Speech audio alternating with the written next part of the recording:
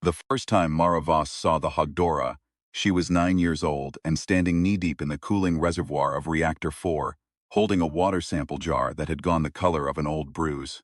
She didn't know what she was looking at. Nobody did. The sample went to the lab, and the lab sent it to the Regional Environmental Authority, and the Regional Environmental Authority filed it under anomalous particulate, benthic, category C, and that was the end of it.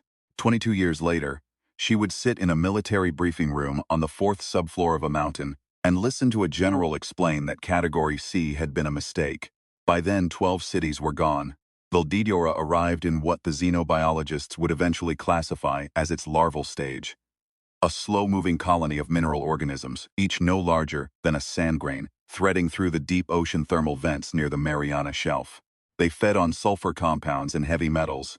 They were slow, they were patient. For 7 years, nobody noticed them because nobody was looking. And nobody was looking because the ocean had been doing strange things for decades by then, and strange things had stopped being news.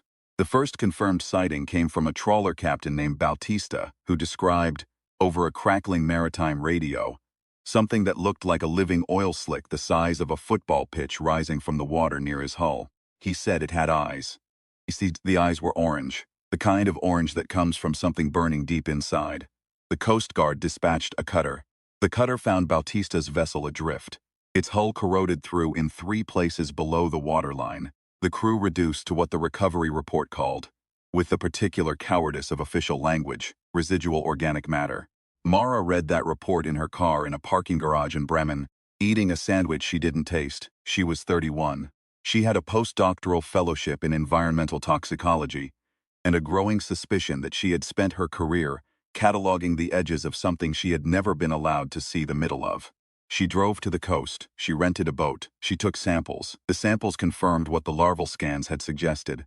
The organism wasn't from here. Not invasive, not mutated, not the product of some runaway bioengineering project. The crystalline structure of its cellular matrix was organized around molecular bonds that did not occur in terrestrial chemistry. It had come from somewhere with different rules. And it had been eating, slowly, steadily, joyfully. For 7 years she published the paper. It was ignored for 4 months, and then classified for 6 more. And then the thing that had been living in the ocean climbed out of it.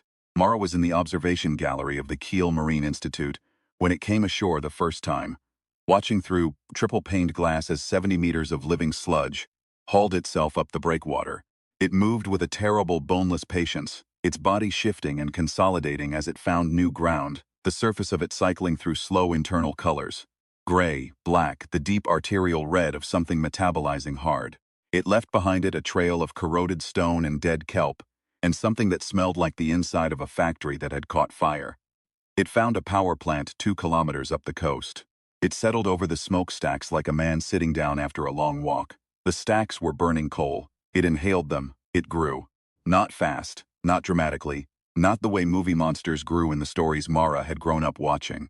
It grew the way mold grows on bread left in a dark drawer. Steadily, incrementally, without announcement. Until one morning the scale of it was simply different than it had been, and you couldn't remember the exact moment the change had happened. By the time the military arrived in force, it had consumed 4 industrial districts and approximately 40 million tons of atmospheric pollutants, and it was 8 times the size of the creature that had climbed the breakwater. The bombardment lasted 11 days.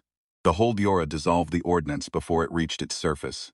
The fighter jets it simply swatted from the air with a limb it extruded, and then reabsorbed the motion as casual as a person waving away a fly. The napalm strikes fed it.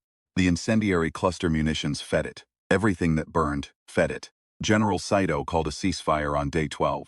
In the briefing room afterward, he sat at the head of a very long table and looked at a very long row of people who were supposed to have answers, and said, flatly, "Tell me something useful." Mara told him something useful. She had spent the 11 days of bombardment in a converted cargo container 4 kilometers from the front line, working with 2 graduate students and a borrowed mass spectrometer on the samples she'd managed to collect before the cordon went up. The graduate students were named Ito and Priya, and they were both 26, and they both had the particular focused calm of people who have decided that fear is not a productive use of processing power. What the samples told her was this: the Hogdora was not a solid organism. It was a colony, an aggregate of the same mineral microbes she'd identified in the ocean, now functioning as a single distributed intelligence. Its strength came from water. Its cellular matrix required hydration to maintain cohesion. Remove the water and the colony collapsed. The individual units became inert, became dust. The problem was delivery. You couldn't dry out 70 meters of living sludge with a towel. You needed something that could pull moisture from a mass that large across its entire volume simultaneously. You needed heat, conducted electricity, or both. You needed something that, in the vocabulary of the existing military arsenal, did not exist. Ito was the one who found it. He was looking through agricultural equipment catalogs at 2 in the morning, running on terrible coffee, and he found a reference to electrode-based soil dehydration systems used in wetland agriculture in northern Japan. Massive paired conductors driven into saturated ground that pulled water out of soil at depth using directed electrical current.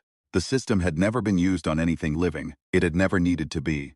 Mara read the catalog entry 4 times. Then she called General Saito. "I need you to build me 2 very large electrodes," she said, "and I need them in 6 days." There was a pause. "How large?" "Larger than you think is reasonable." Another pause. "And if this doesn't work?" Mara thought about the Hadora settling over the smokestacks. She thought about the color of that first sample, 22 years ago, sitting in a jar she'd held in a 9-year-old's hands. "Then nothing else will," she said. "So let's make sure it works." The Hadora came ashore for the second time 3 days after the ceasefire, in a form nobody had anticipated. It had been evolving. This was the part that the early models had failed to account for. Not just that the organism grew, but that it adapted, that each new environment it encountered became an optimization problem it solved over the course of days or hours, its distributed intelligence running continuous trials on its own body chemistry until it found a configuration that worked better. The version that came ashore the second time had shed its aquatic morphology entirely. It moved on land with unsettling efficiency, a low-slung mass the size of a city block, the orange eyes fixed and burning, and then it became something else again. The flying form was what broke people. Not the destruction, not the acid mist it trailed behind it as it moved.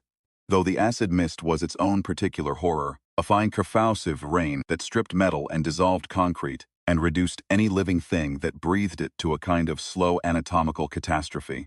What broke people was the simple fact that it was learning to fly, that it looked at the problem of aerial locomotion and solved it in real time, extruding new geometry, redistributing mass, until it moved through the air with the easy authority of something that had always known how. A colony organism from another star, an intelligence built from mineral crystals no larger than sand grains, and it had looked at the sky and said, "Yes, that too." The acid mist hit Hamburg first, then Rotterdam, then the coastal cities of Denmark, one after another, in the Hadora's flat, patient way, not attacking so much as passing through, grazing, the way cattle graze, leaving behind it a silence that smelled of sulfur and burnt copper. Refugee columns stretched to the horizon. Mara watched the recordings in the mountain bunker, while the engineers argued about load-bearing tolerances for the electrode frames. She watched them on a tablet, propped against a coffee thermos, eating cold rice from a container Priya had brought her. And she felt something that was not quite fear and not quite grief but lived somewhere between them. The feeling of understanding a problem fully for the first time, and knowing that understanding it changes nothing about the scale of it. She called her mother that night for the first time in 4 months. Her mother lived in a small house in the Black Forest and was 73, and had opinions about everything, and had spent the last 3 months telling her neighbors that her daughter was working on the monster problem. And it would be fine, because Mara had always figured things out. "Are you sleeping?" her mother asked. "Sometimes," Mara said. "You sound thin. You can't sound thin. You always sound thin when you're not sleeping." A pause. "Is it going to be fine?" Mara looked at the tablet. The recording was on loop, the Hadora over Rotterdam, the long trailing mist, the silence it left behind. "We have a plan," she said. "The plan is good. That's not what I asked." Mara was quiet for a moment. "I don't know yet," she said, "but I think so. I think we have something it hasn't accounted for." Her made a sound that meant she had heard the uncertainty and filed it, and was choosing, deliberately, not to press on it. "Come home when it's done," she said. "I'll make Spätzle." "Okay," Mara said. Yeah, she didn't sleep that night. She checked the electrode specifications instead. The site they chose was a valley in the Bavarian Alps. High ground, defensible perimeter, close enough to the coast that they could draw the Hadora inland. far enough that the surrounding terrain would constrain its movement options. The engineers worked in 2 shifts and built the electrode arrays in 4 days, which was faster than anyone thought possible, and still felt desperately slow. The arrays were extraordinary things. Each electrode was a lattice of high-conductance alloy rods driven into the valley bedrock at 20-meter intervals, connected to a transformer bank that could draw on the regional power grid, or, if the grid went down, on 3 diesel generators the size of shipping containers. The theory was simple. Get the HFY-Infinity between the arrays, run current through the bedrock, pull the moisture out of its colony matrix. Simple theory, complicated execution. The complicated part was bait. The complicated part was getting 70-plus meters of adaptive alien biomass to move from the coast to a valley in Bavaria, and then position itself precisely between 2 structures it had never seen before, and then stay there long enough for the current to do its work. We need something it wants, Ito said, staring at the topographic map. It wants pollution, Priya said. It feeds on industrial output. Combustion products, heavy metal aerosols, sulfur compounds. So we give it a meal, Mara said. They burned everything they could get. Old fuel depots, stockpiles of industrial waste that had been waiting for remediation, 3 decades of improperly stored chemical byproduct from a pharmaceutical facility outside Munich. They burned it all in the valley, and the smoke went up thick and black, and the wind carried it southeast toward the coast. They didn't have to wait long. The Lugdora came in its flying form, flat and enormous against the gray sky, moving with the easy arrogance of something that had not yet encountered a problem it couldn't adapt to. Mara watched it from a ridge 2 kilometers north, through field glasses, the wind cold on her face. Beside her, Sato had his radio. Grid command, confirm electrode status, he said. Arise online. Power at 80% of rated capacity. Standing by. The Hildora descended into the valley. It was attracted to the burning. She could see the way it oriented toward the smoke columns, the way its body shifted and reformed to optimize its approach. It had an orange light deep in its mass that pulsed when it fed, rhythmic and almost hypnotic, like a heartbeat made of fire. It settled between the arrays and began to feed. Now, Mara said. Saito keyed the radio. Grid command, activate. Nothing happened. The explosion from the far transformer bank came 3 seconds later. A cable junction. She'd learn afterward, stressed beyond tolerance by a fluctuation in the regional grid. The power died. The arrays went dark. The HFY-Infinity continued to feed, unhurried, its orange pulse slow and satisfied. Mara did not allow herself to feel the particular vertigo of that moment. The gap between plan and execution, the silence where the plan used to be. She had been working for 22 years toward an understanding of this thing, and she was not going to lose the problem now because a cable had failed. Generators, she said. Fall back to generators. The generators won't produce enough current, one of the engineers said. The math doesn't work without full grid power. The math doesn't work without it, Mara said, but something might. The colony matrix starts to destabilize at 50% dehydration. If we can get it to 50%, we can finish manually. She looked at Saito. What's the heaviest ordnance you have on station? Thermobaric missiles, he said, watching her. 3 of them. The heat won't kill it, but it'll boil surface water out of the outer matrix layers. If we run the generators at the same time, if we can get partial dehydration on the surface while the current works on the interior, that's 2 systems working in parallel that have never been tested together, the engineer said. I know, Mara said. Do it anyway. What next lasted 47 minutes and would take analysts 3 years to fully reconstruct from sensor data, survivor accounts, and the partial footage captured by a military drone that stayed aloft for 22 minutes before the acid mist ate its rotor housing. The thermobaric strikes went in low and fast. They didn't hurt the HFY-Infinity. Nothing had hurt the HFY-Infinity in any meaningful sense of the word, but they did what Mara had predicted. The surface of the colony mass reacted to the extreme localized heat by shedding water through rapid evaporative loss, the colony units in the outer layers contracting, their matrix bonds weakening. The orange pulse in its core stuttered. At the same moment, the generators came online. 3 diesel units running in parallel, well below rated spec for the original plan, pushing current through the electrode arrays at a fraction of what they'd designed for. It was enough. Not to kill it, not to stop it, but enough to begin. The HFY-Infinity's response was immediate and, in retrospect, should have been anticipated. The colony intelligence recognized the threat vector, assessed the electrode arrays as the source, and began to move. It shed the outer body layers that were dehydrating. left them behind like a cicada leaving a shell, and collapsed inward, reorganizing, preparing to convert to flying form and escape. Mara was already running when it lifted. She had a pack on her back that weighed 34 kilograms and contained a portable electrode unit, a smaller version of the arrays, designed for emergency field dehydration, rated for maybe 5% of the output of the main system. Ito had built it in 2 days from components requisitioned from an agricultural equipment supplier in Augsburg. It was held together in 3 places with zip ties. It had never been tested outside a lab. She ran toward the Lagdora. The soldiers on the ridge were yelling at her. Saito was yelling at her on the radio. She could hear Priya's voice somewhere. Not yelling, just saying her name. Once, the way you say someone's name when you want them to know that you see them. The ground was covered in the residue of the shed outer body, a gray-black crystalline dust that crunched under her boots. The acid mist was thin here, near the ground. She had a respirator. The heat from the thermobaric strikes had left the air a degree or two above what any person should be running hard in.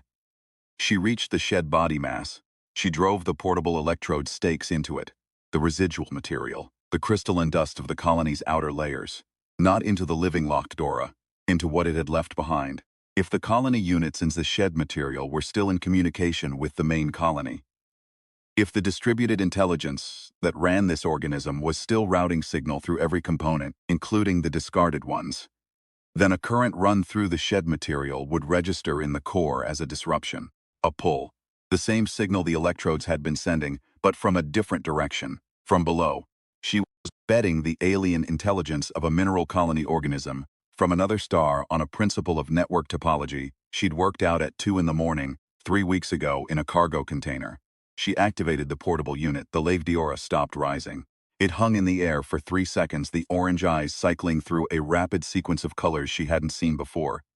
Not feeding red, not the steady pulse of metabolic contentment, but something faster, something that looked, in the brief insane clarity of that moment, almost like confusion. Then it descended, slowly, reluctantly, the way water runs downhill because gravity insists. It descended back into the valley, back between the arrays, and Mara screamed into the radio, "Full power, everything you have now." Saito didn't hesitate. "Everything," he said into the radio. "All generators, all arrays, everything." The current hit. The process of dehydration took 11 minutes. Mara sat on the ground 300 meters from the arrays and watched it happen. She had lost her respirator somewhere in the run. The air tasted of ozone and burnt copper, and something else that she'd later identify as the specific chemical signature of the Lagdora's colony matrix breaking down, its molecular bonds releasing. The crystalline structures that had organized themselves into something like consciousness, coming apart unit by unit until there was nothing left but dust. The shed outer body around her was doing the same. The gray crystalline residue was losing cohesion, collapsing into finer and finer powder until the wind took it. The main mass fell slowly. Not dramatically, not explosively, just a gradual subsidence, the way a sandcastle falls when the tide comes in. The orange eyes faded last. They dimmed from burning orange to amber to a flat, lightless brown, and then they were just 2 patches of desiccated mineral on a surface of gray dust, and then the wind took those too. By the time Priya reached her, Mara was sitting with her knees drawn up, watching the last of the dust move across the valley floor. The wind was cold. The sky, for the first time in she couldn't remember how long, smelled like nothing in particular. "It's gone," Priya said. She sat down next to Mara on the ground, which was a thing Mara noted and appreciated. The not standing over, the choosing to be at the same level. "The atmospheric monitors are going to show residual particulate for months," Mara said. "The shed material is non-toxic, it's just inert mineral crystite at this point. But it's going to look alarming in the data." "I'll write the explainer," Priya said. "Good." A pause.